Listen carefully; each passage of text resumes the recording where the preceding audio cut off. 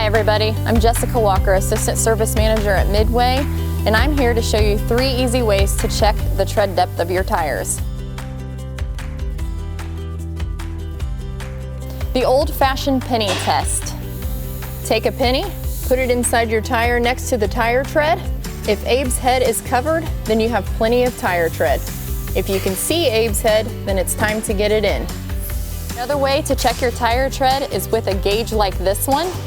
It has green, yellow, and red markings. You just push it in to the tire, gauge your depth, and it'll tell you if your tires are good. These ones are good.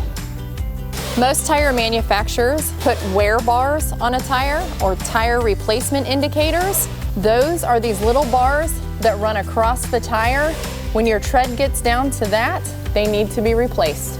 If you find that you have a tire issue or your tires fail any of these tests, call Midway Motors right away and ask about our tire price guarantee.